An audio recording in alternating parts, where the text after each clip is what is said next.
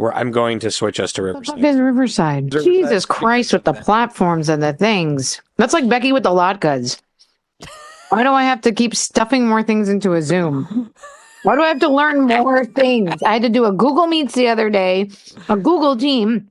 I know, a Microsoft Team, a Google Meets, which when the guy was like Microsoft Teams, I'm like, he means Google Meets, right? He didn't mean Google Meets. He meant a Teams. I had to fucking go into my Hotmail, which has like cobwebs on it. I had to reset my Hotmail. So how else am I going to get into my Microsoft Hotmail got Teams? eliminated. How am I going to get into Microsoft Teams? Lily Corman at Outlook.com? That doesn't exist. I went into my Hotmail, got on the Teams. I also thought it was Google Meet for at least 15 minutes. Now I'm on Zoom, and you're telling me I have to learn Riverside? I think it's a scam. Someone's scamming you.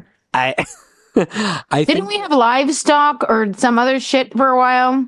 StreamYard. I still have that I couldn't StreamYard. use in one browser, but I had to use another browser. And then we were always getting yelled at as if we're supposed to like know all the secret browser codes for Shy's different platforms.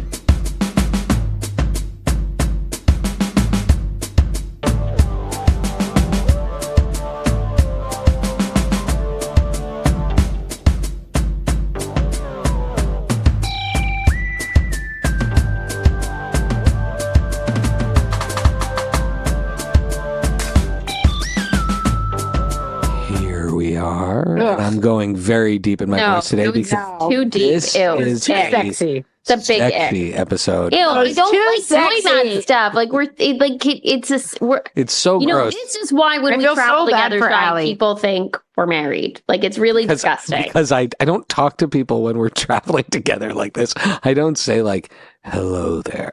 Oh my God, Sister. please stop. Ew. Poor Allie. But Beck, you should get closer to your mic and do your deep voice. No, this is my sexy voice. Stop it, Shy. Not So so bad for Vlad. we all separately, thank goodness, why? Although Allie, I think, was there for all of these, or no, at least two of the three. Watched Two of the three. some allegedly sexy movies, and I'll say that because I have many thoughts on Babygirl. Some allegedly sexy thoughts on or allegedly sexy movies that we have thoughts on. But before that, Beck, how you doing? You know, I'm okay. We haven't mentioned it, but the three of us did go on. Oh no, we did because we did a whole recorded episode and with from Cousin the ski Vanessa. trip. People So, love the episode. I felt very confident after the ski trip because I did 3 days of some pretty heavy skiing. I felt great. My body felt great. Took a couple days off to rest. And then Saturday, I was like, I'm going to get back in the gym. And I was like, you know what I'm going to do? I'm going to do a leg day because my legs are so goddamn strong. I have been on a steady diet of Flexeril since Saturday night. I don't know what happened, but I whatever the threshold was of what my body could take for exercise, I crossed it. And it was like, have you ever been so sore that when you sit down to like pee? to pee, your muscles go That's like the level. That's the level of pain I've been in. So if I'm a little out of it, it's just because I've been like munching on muscle relaxers for 3 days. I love the range of excuses for Becky to be out of it on a podcast episode, which is so great. Like sleep deprivation, medication. No, I've been surgery, sleeping a ton. I'm just very medicated, but I have been sleeping a lot. Don't worry. You do look great. Like I think it's 'cause the I'm sweater, good the lighting. light, the hair, Bright I love colors. that. The hairdo. That hairdo is. Hair by Jamie. There you go. By Shy, Jamie. Shy's actually my new stylist. Yeah, exactly. That's Lily, how are you doing? I had a wonderful vacation, and I'm paying for it. Yes. I Well, feel it took you that's how many how days to the get home? universe, That's how the universe works. You can only get on so many planes in the month of January and have like them arrive to where they're supposed to go on time. Like it was like all Final of that Destination. karma was saved up Becky, for the return Becky flight. tried to like cheat fate, like Final Destination, by all of us changing our flights to an earlier flight the day we were supposed to start our trip in case our later flight got delayed or canceled. So she was like, fuck you, Destiny. I'm changing everything. That's true. And then like in Final Destination, Yeah, I literally got 2 flights canceled after you sitting slept, on the you runway. slept in both Dulles and Heathrow. And Reagan. And all my luggage went to Brussels. So No, really? Yeah. Yes, 8 bags. We had 8 bags. They went to And Brussels, but they went to but I thought Brussels. the Brussels trip was canceled. Me too. They got to go to Belgium. We went to Wait, what do you Heathrow. mean? Your flight wasn't actually canceled? It was the next day. They went to Brussels. You're, So you're hitting all my I favorite started- airports. yeah, you know what? It's too bad you didn't go to Brussels because you can get a waffle there. Let me like tell you, nobody's I was business. very happy going to Brussels. I didn't need to go to Heathrow. where Heathrow is I can't even begin with Heathrow. I cannot. a Wait, circus. am I the only person who loves Heathrow? Yes. Yes. Like I have Because, gotten like, through categorically Heathrow. Ever on tried the to go through planet. their security? Holy shit. You leave one tiny eye drop in your bag. That's itsy bitsy. In Newark, they're like, it's smaller than a wine bottle. Keep going. It's smaller than a liter of beer. You're fine. In Heathrow, they're like, oh, I'm sorry. Do you have a tiny eye drop? You need to like do the line 7 more like times. a cavity search. Literally, also- I was like, thank God we have a 6-hour fucking layover to go through the security here. It was brutal. They do usually also have like full on commandos at the security God. line. Oh my God. It was nuts. And then, so I feel like all of the karma was, I like really took one for the team. But it's fun. I think like on the way home, you're just zen because it's like, you're not missing your vacation. You are missing your work. You are missing getting back to your life, but you just kind of go You get to zen watch a about lot of it. shows. Yeah, I guess. Yeah, sure. I mean, yeah, sure. Well, it was exhausting. So though, let's finally start get home. there. I'm going to review Babygirl, but Lily and Allie sat next to me on the plane back from Park City and watched. You, thank God, did not like wake up for most of it. Yeah, I And was. Allie and I had to sit with our shoulders pressed together so the people behind us couldn't see my iPad. Because the parts I saw were just like The second people half. talking. Yeah. There was no boobs or there's anything. there's like 2 separate movies, the first half and the second half. The first half is lots of boobies. The second half isn't. And so I just kept being like, please don't wake up, Shy. Please don't wake up. So tell us about it. Mikey Madison, it's supposedly a cool movie. I loved it. I think I was just reading some reviews of like some people that did like, I think overall got a lot of critical. And it's a musical? I think no, it's not a musical. Am I mixing it up with another movie? Where are you? Which one?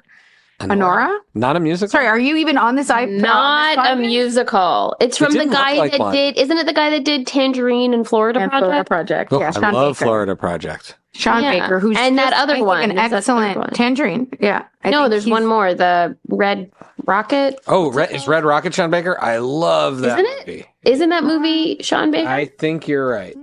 I think you're right. And it is, Red Rocket. Yeah, and we know that because Which is a the great music movie. supervisor from Red Rocket is the great Matt Heron Smith, yeah. who was the music supervisor on So Floaters. I think it's very much in the style of his other movies, which I love, and it's just sort of like this slice of niche life. It's also, which I got a kick out of, especially watching with Allie, is another take on the Pretty Woman story. Like, there's definitely even some callback to lines from Pretty Woman, Like on Big Mistake? no, not Big Commission? Mistake, but like Cinderella. And there's like a few little things about it that I think are clearly nods to this story. However, there's like a harsh reality of not fairy tale in the movie. It's not like violent or anything, but it's just, yeah, it's more of like a real slice of life as opposed to, the incredible rom-com that is Pretty Woman. Pretty Woman originally has it was originally a very dark, seedy script, right? I recommend watching how that movie, The Movies That Made Us on Netflix, about it. And it's very, very dark. And it's written by a guy who was living on Skid Row at the time and like wrote this, deep story about these, like a very heavy story about prostitutes in LA. And then he was fired from his own script. And then it ends up becoming the rom-com that we know and love. But it was filmed in 2 different ways. There's an entire other Pretty Woman somewhere out there that no one has ever seen, where with other takes, it's a very depressing movie. And they just Gary Marshall didn't make that one. In the end, it was the rom-com.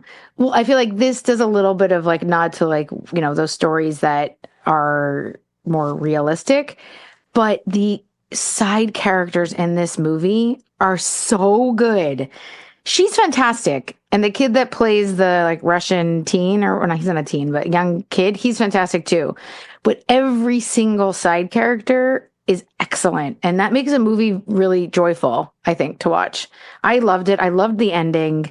I loved it. So do you recommend it? Don't for watch me? it with your parents. I don't think this is a kids. movie that, or your kids, definitely. But I loved Red Rocket and I loved the Florida Project.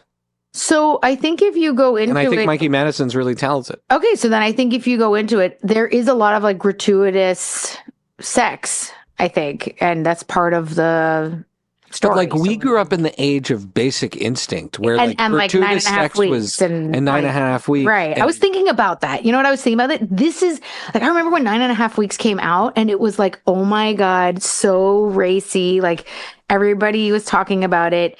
Now I don't know how kids like relate to this stuff, but this is that movie for like a teen being like, oh my God, who saw Anora? I don't know. Maybe. I don't know what kids are like. But I don't know. I it feel like seems when the I was a stuff's teen, it grittier was now. like that was like Wild Things. Like that was the big one Right. everyone was trying to sneak This into. is definitely racier than Wild Things. But is it? But Wild Things was very racy for the 90s. But There's Wild like a lot of sex in this movie. Wild A Things lot of boobies. and Basic Instinct and there's the Bruce Willis one. I forget. It was kind of like the lower rent version of Basic Instinct.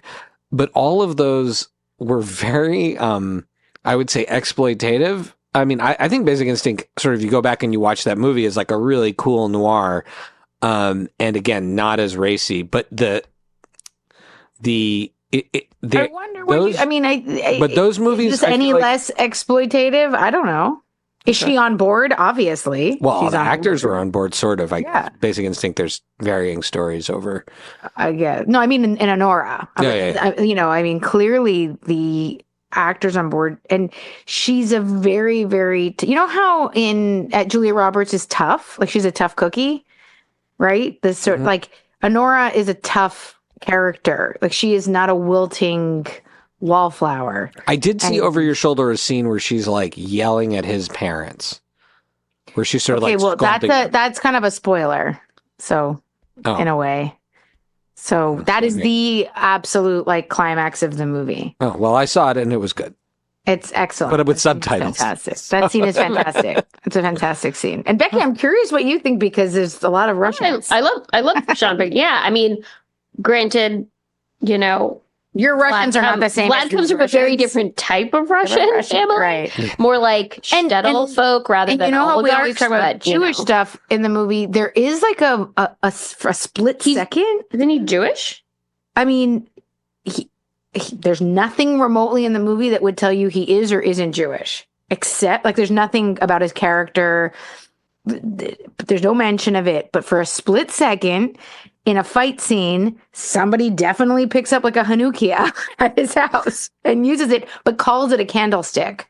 But the guy who's picking it up could is not there be Jewish. things that are coded Jewish, like Russian culture coded Jewish, that even you're not aware of? Like we're Maybe, not aware of, but that are, like specific to like.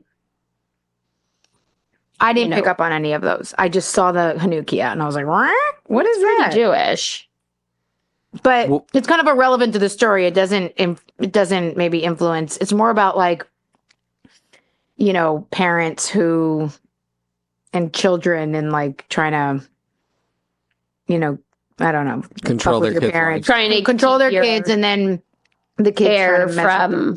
from marrying. And that's very relatable, though. I think a lot of people. Anyways, I'm excited to see everything you're saying about this I movie. think it's relatable. I think there's a lot of oligarchs out there who would prefer Their to children don't be marry in to- charge of whom their children marry. So it probably is a very relatable story. and like fighting for your fighting for Yeah. what you think you deserve in life. And how's the music? Sean Baker's a super interesting filmmaker, music's so I'm excited to see it. Fantastic. I do love the way he uses music. The music is fantastic. Yeah. Okay. He's cool. All right. I'm all in on this. This sounds awesome. Okay. Becky, Becky, how about I do Babygirl next? Or Becky, do you want to? Sure. But if you're going to talk about Babygirl, will you talk about Babygirl and then I'll ask my question. Okay, go ahead. Okay. So Babygirl it's so interesting that Lily referenced 9.5 weeks, because in a lot of ways, Babygirl reminded me of 9.5 weeks, and actually, like, Interesting. I don't know if anybody's talked about that, but to me, that was the feeling that ultimately I got. It's like this relationship. I found the relationship so gross. Like, I didn't like it Because like, it's an older woman and younger man, and you're no, not at all. He's so awful, and that actor is so good. And remind me his name, because I didn't even realize he was Harrison. Harrison Fredrickson or whatever. Fredrickson. Who? The guy that plays the boy. The guy that But plays who the is he? male character, Samuel is his name, which really creeped me out. He That's was starting in on a good Iron foot with Claw. you. He plays David, the charismatic brother, the taller brother, the first In what? in Iron Claw, Iron Claw. the taller one. Dickinson. Oh, And- Yeah, Harrison Dickinson. That's it. Harrison Dickinson. He was. I couldn't tell that. I was like, who is this guy? Because I hated him from every minute he was in the movie. Not because the actor wasn't good, because the character was so gross and trashy and He's also in manipulative. Triangle of Sadness. Oh, I really want to see that. I just added that to my queue. He really, that character is, and the way they dressed him with the like almost like little bit of mustache hair, but like gross mustache, and his tattoos and his clothing, like he's such a piece of trash, and he's so upfront and gross with this woman, and gets her to like him as a result of that. That I mean, again, I felt he was, but I think that's part of the point of the movie is like, who is someone, and I don't think they answer the question fully, but who is someone who would be attracted to this? What's missing in their life that makes them attracted to this? The sort of torrid romance, I don't even want to call it romance, but the torrid relationship and how it unfolds throughout the movie is very kind of reminds me of the 9.5 weeks, because he's kind of escalating it. But it's not like, I didn't see the Dakota Johnson Gray, what's it called? Not 50 Grey Shades. 50 Well, Shades. they're in love in that movie. So Okay, so these Or people are love, not. right. There's like, these that's a people are love not- story. Yeah. With They're- like love porn. This seems more. This is different than that. Yeah. So, okay. So that's my answer on the relationship piece of it. Nicole Kidman is awesome because Nicole Kidman is awesome. She's amazing in it. It's really interesting the way she's dressed at different parts of the movie, how she uses her body as part of the movie, the way the movie's shot. There's like a lot of those like shaky close-ups and you know what they choose to film in different situations, because it is a very racy movie, but not a ton of full frontal nudity. But I Not a ton. No, I mean like just like there's like a little bit of boobs and butts, but Like it's not. Vampire penis? No. No, there was no vampire penis. There was who said no. the article about the prosthetic Me. vampire penis? I told you eventually. I was like, eventually it's going to come out. Tony Dabish, one of our all-time buddies, one of the originators of the Take Two podcast, enjoyed your vampire penis riff. By the way, he sent me a message. So anyways, so all right, there's that part. Nicole Kidman, amazing. The secret MVP of this movie, though, Antonio Banderas. Absolutely one of the best, if not the best acting performance I've ever seen him give. I didn't think I thought it was like a cameo. Like I didn't. No. He's do the preview. It just seems like her and him drinking milk. Like it doesn't seem like there's much movie in the movie. You know Look, what I mean? I watched Nosferatu with eyes wide open. Him humiliating her and having her drink the milk, I had to close my eyes. And now maybe that's But she something likes about me. it. But she But likes it's Sorta. the young guy makes her drink the milk. Like a Yeah, dog. he's like dominating her. There's this she whole wants to be dog dominated. metaphor. Okay, so then that was my question. My next question is, now that you've seen Babygirl and you've seen the Anna Roisman You've seen the Anna Roisman, videos, like, you've seen her parody videos of Babygirl, right? No, I haven't seen. Oh my Oh god! my god, that's why else so- would you they're watch Babygirl so if not funny. to be able to? Please, everybody, go laugh to at- Anna Roisman's Instagram. And she has this If you whole thing have that or she haven't did seen of her Babygirl. like of her. Her and Jared doing the baby girl It's one of the funniest. I haven't seen the movie, and that's one of the funniest parody videos I think she's ever done. Like it's amazing. I'll probably find it even I funnier. can't. Jared is such a good sport. So- I can't believe he did that with her.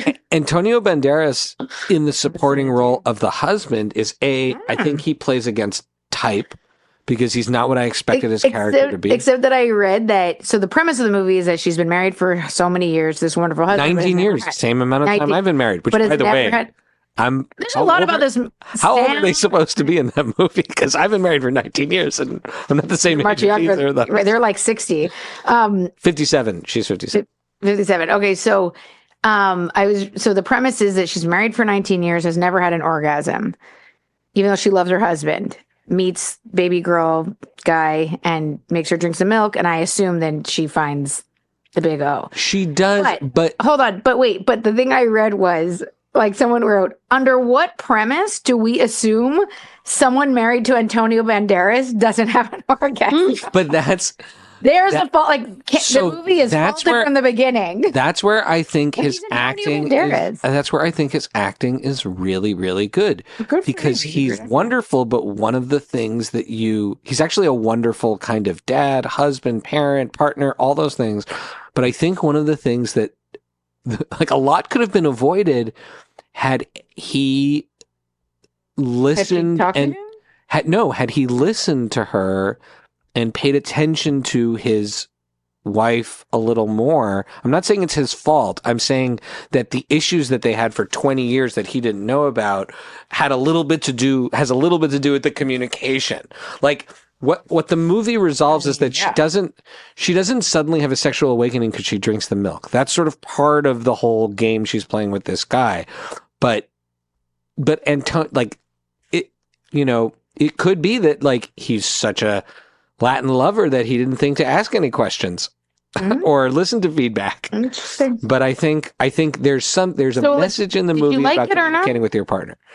Or not? The more I think about recommend it, the more that I think about it, there are so many good pieces of it.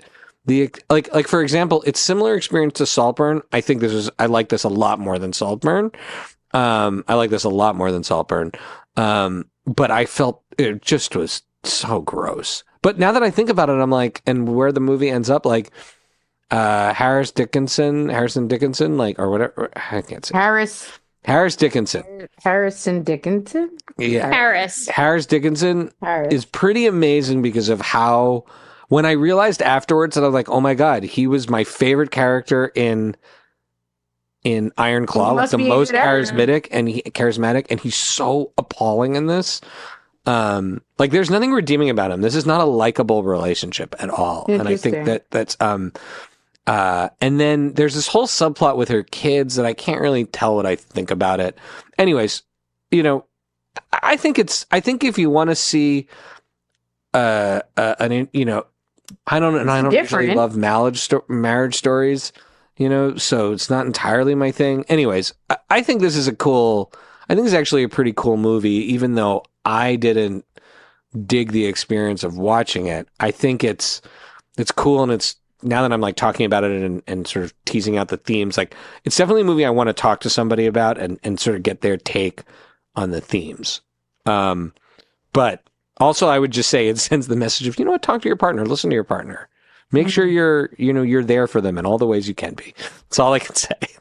A lot could have been avoided in this movie. Someone had a conversation. If someone had a conversation, or better yet, incentivize their partner to communicate with them and didn't sort of accidentally shut them down, is the best way to describe it. But yeah, Antonio Banderas is the secret weapon of that movie. All right. I'm curious to see it. His performance. Just watched The Idea of You on the plane, which was okay. Anne Hathaway and the younger guy. That's a plain movie. It's a play movie, and I don't. You know what I'll say overall? It's good that there's movies where there's like older women, younger guys out there. Hey, I married an older woman. I feel like I don't understand why this is taboo. But again, when I watch Idea of You, they make such a big deal about their age. Where it's like we want to be together, and it's like it doesn't actually feel like that big of a deal. And I just feel like if you had made them like 35 years apart I in think age. it's a bigger deal that he's like a pop star and it's uncomfortable he's because not, there's than paparazzi. age. Like, if it was more about the Notting Hill part, maybe, and not the age, See, she's like, I could be your mother. And I'm like, I mean, if you had him when you were 16, You're 16, which is like not she that wouldn't common. really So be. Baby I don't know. Girl, Baby I just Girl, feel like the we have age isn't real the life. issue. We It's have the real power life. differential. It's a power. right, Yeah. it's not the age. Because she's the CEO Right. and he's an intern. Right. Like they right. focus so much on the age difference and the idea of you. It like you're kind of going, well, this you feels like you're making a bigger deal out of it than it is, versus on the other dynamics But that would it's be nice to interesting. see women of a certain age on the screen getting busy. Yeah. I mean, just the fact that, I mean, yeah, I think there's so many amazing talented women, and this idea of them being like too old for movies is like the dumbest thing on the planet, especially when you have your Demi Moores and your Nicole Kidmans. I mean, that's the tippy top of famous. There's a million other great actors, and I'll just put in a plug. This is not a sexy movie by any mean, but I thought it was a beautiful, funny movie. Thelma with June I can't wait to Squibb see it. It's a true story. and Richard Roundtree, who played Shaft in his last role, was magnificent in it. The kid who was one of the evil twins in Gladiator, that kid also, unbelievable actor, because I couldn't tell that was the same kid. He's such a good actor. And then Parker Posey was fantastic in it as the mother. The weirdest thing about Thelma, by the way, and I loved it. 4 stars. People should see it. We watched it with my youngest child, who it was kind of heavy because it's about dealing with aging parents and stuff, but it was hilarious and so smart. The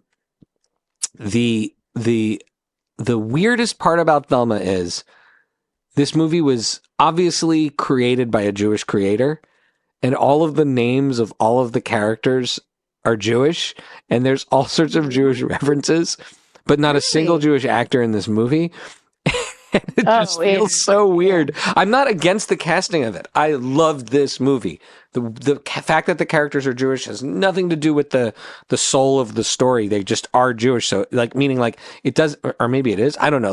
But the casting of this movie Jewish is not a necessity for making this movie effective versus maybe other stories. But it is funny at times, with all of our biases of who is Jewish and who isn't, to hear Parker Posey and June Squibb referencing bar mitzvahs and things like that. So at different times it pops up and you're like, what? These people are supposed to be Jewish? There's nothing. And then, but Thelma is one of the cooler, more awesome movies I've seen lately. Cool. I can't wait to But see it. it'll hit your heart pretty hard. I mean, I have my mother-in-law visiting. You would think that'd be the perfect movie to watch with her, but she just wants to see Long Legs. What about, does she want to see The Terrifier? She wants to see The Terrifier. She wants to see Long Legs. She wants to see Speak No Evil. She's like, fuck this June Squibb. Have you seen The Terrifier? I want to see people getting Because murdered. People No, I I'm know not that interested love in that. horror say that I'm The not interested. Terrifier is too much for them. It's like a Saw type movie where people just What get did I? infected. What I'm not I showed. interested. Hey! I thought I showed Lily and Hossa some. So it's like there's like. some Also was show- what laughing did- and I was scared. I picked a horror show for us to watch when they were visiting. Yeah. Ooh, what show? It's called Evil. It's on one of Sorry, the. you like it a lot. Is Michael Coulter in that? Who? I don't know, No, but it's who's the- fun. Who's the main guy? With like that demon. What's the demon's name? Oh my George. God, I always wanted to George. see that show. Yeah, George, the demon Mike George. Coulter, but who's Mike that's been on my Coulter? list, but I've read that it has an abrupt ending.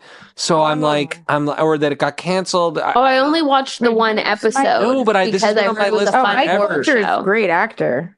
Oh my God, yeah, I want to see that. So it was good. The first episode was great. The first episode was really creepy and great, and I had some good jump scares. Oh. Yeah, it was definitely Yeah. creepy. I don't know how the rest of it goes, and the reviews are really good. Surprisingly good show, awesome show. Yeah. Yeah, okay. People don't seem to like the kids on that show, but yeah, it was cute. But that would be like watching a Disney movie for my family here. Whereas Oh, Lily okay, and I no. were terrified. Okay. I was According to young. the internet, it does wrap the 4th season. I think they just. Oh, there's 4 seasons? Yeah. Oof, Yeah. I don't know. I only watched one Because episode. I've been tracking this show, and I feel like a jerk because I should have been watching it, I guess, if I was tracking it. But I think you like it. I think you'd like it. I think you'd ended. really, really like it. It's like a horror procedural. Ah, Yeah, and Mike Coulter Mike is Coulter is amazing. great. He's great in it. He's the I priest, love or it. he's studying to be a priest. Yeah. He's great. Rad. All right, Becky, you've just thrown in that's a found money recommendation There you go. right there because I didn't know anyone. Full of surprises. I get accused of not being prepared, but I'm the queen of the I Told You show. But you She's did zonked on Flexerl and just show. yeah. Now we need to hear about your sexy show. here. All right, Outlander. So I'm worried that you forgot while you're on the podcast. the new and final season of I'm ignoring you. The new and final season of Outlander is out. There's only one episode left as of the time we are recording this. So it has the last episode hasn't been released. I will say for the final season, they are bringing it. It is, I have not been I've not enjoyed watching the show this much since the first season. The storylines are so good. It's like it just feels like they're really, I don't know. They really brought it. Now, the real reason everybody starts watching Outlander in season 1 is for the Jamie Claire connection. And as we know, they really taper off any of their sexy scenes over the course of the series. Cause I guess the actors just have more leverage in their contract and they're like, we don't have to do that or we don't want to do that. And they try to make other characters sexy, but you're like, it's just not the same. And, same deal in this season, although you really deeply feel the love between them. I would say as far as the passion and the love, that feels so deep and strong. But, there's not very much sexiness to report on. Now, what I will say, which did throw me for a loop, is kind of they always have to pick someone to be all right, we'll give this character a bunch of the love scenes this season. And this season, they're working really hard to make Ian, young Ian, the sexy lead of the show, which is a bit. Wait, is that their son? To their nephew. Oh, their nephew. Their nephew, becomes he basically at one point when they're living in the colonies, he joins Mohawk clan and he becomes he's this white Mohawk guy, but then he has to leave the clan, and so he's a real sort of his lone wolf. Baby dies or something. Yeah, it's really sad, and then his wife and him, she finds a new husband that so he has to leave. So he's this real lone wolf character, and they're sort of playing around with him a bunch this season, kind of making you think that he's gone soft. And then, we'll see what happens in the final episode, but in the second to last, the last couple of episodes, they're oh, you thought we were going to make Ian soft? That was just a red herring. And so it's a little bit, so it's just interesting. And this is past the war or during the war? This is during the Revolutionary What time are they in now? The Revolutionary War. Now they're in the American Revolutionary War. Yeah, they're in the colonies. So are we worried about Jamie and Claire getting together, or is that just a given now? No. Are they gonna no, worried about one of them dying, maybe. But you're worried about one of them dying. You're always worried. They love to do a dying fake out. So that's one of the things that's not stressful, but stressful about the show is that they're always doing a fake out at some point in every season. Separated, one of them gets arrested. One of the things, the other one is either dying or going to be executed or has been kidnapped. And then again in this season, they do they did one dying fake out, which you're sort of that it's too early in the final season for one of them to actually die. And then now I'm in the second to last episode and they are really playing with fire right now. Oh, they're really keeping you on the edge of your seat. But I will say again, it's nothing will ever be sexy with those first, that first season is, or those first couple seasons are, but there's a real more deep love and passion. And then they're throwing you a few bones here and there, but still somehow feels not quite right. It's sad that it's over. It's time. Yeah, I guess. But I will say, so look, Chuck, we're all still haunted by the end of Chuck, right? Not a bad ending because the show ends overall and they were we're not going to let you off without some of the consequences, right? Which I'm no, I don't want. I didn't want too soon, or that was the ending. No, it was the ending. That was the ending they picked. It ended too soon, but they picked the ending. An insane ending. It's not bad per se, but they were we're not going to let this be a totally happy ending, which was gut wrenching for me. Like, No, but I think me years to get over it. Outlander will have a good ending. I think that Outlander should have a good ending. I think it should have a good ending. I think it will have a good ending, but you know how in like the last like 5 seasons of the show, Claire goes from just being a nurse to a surgeon, and that's like a really big deal. And like at least one time every episode, she has to go, but I'm a surgeon, I love when she says I'm a surgeon. She's always like, I'm not a nurse. I'm a surgeon. And they're like, you can't be a surgeon. You're a woman. She's like, I'm a surgeon, and I'm going to prove you wrong, and I'm going to open this man up on the table. Antibiotics. She like invents antibiotics and ether, and she's like, weren't there Tobias Menzies? Is he no longer in the show? No, he's not in the show. After the first season. After the second, at the end of the second, he's out. No, but he kind of like reappears in the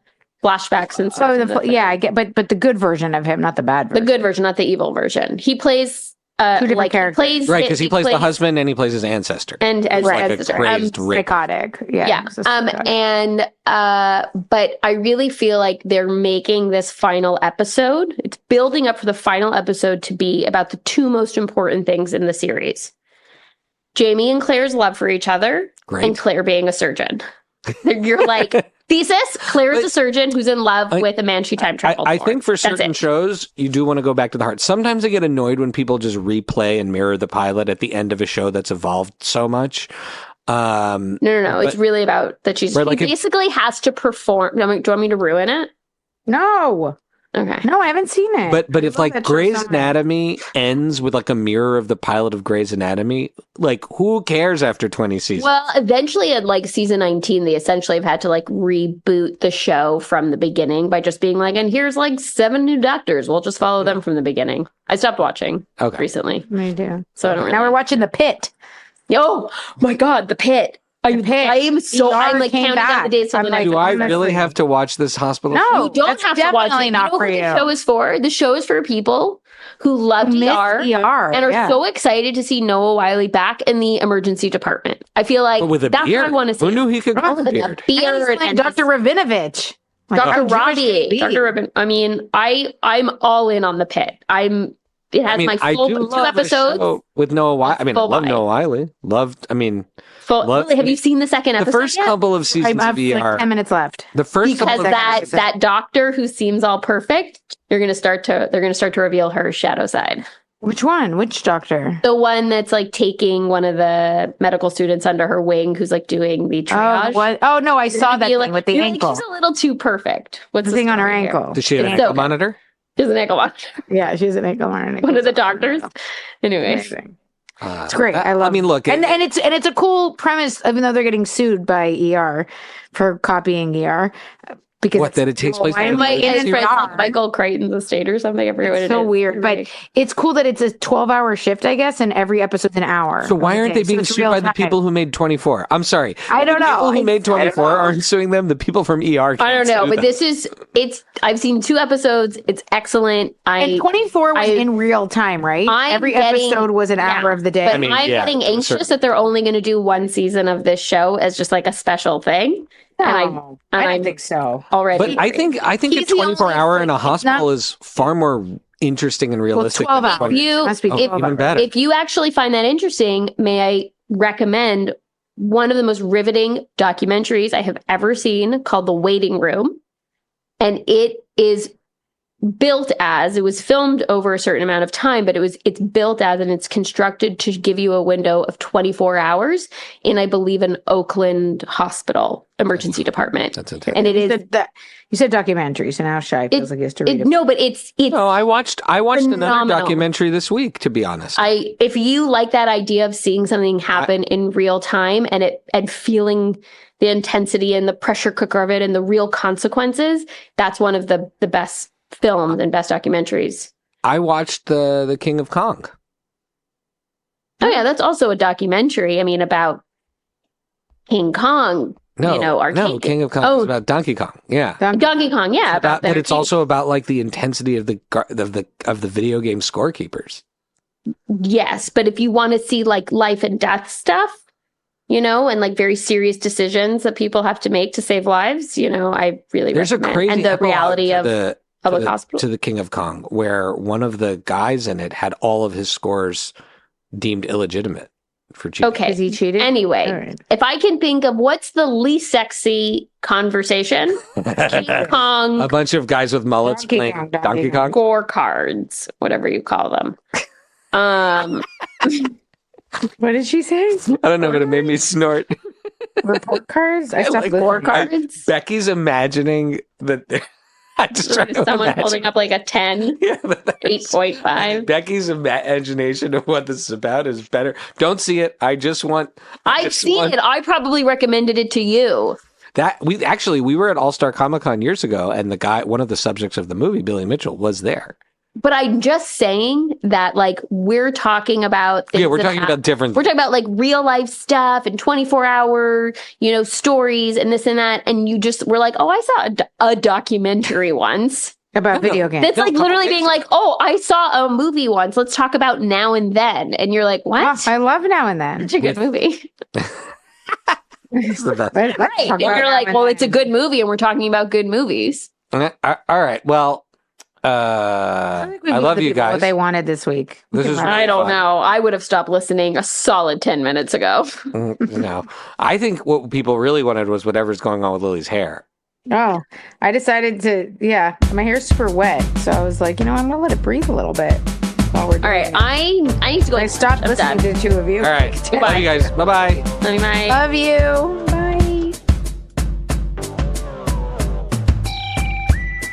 Thank you for listening to Friday Night Movie, the sibling rivalry and pop culture podcast. Join the Friday Night Movie family by following @FryNightMovie on all of the socials and visiting our website, FryNightMovie.com. Our theme song is by What Does It Eat?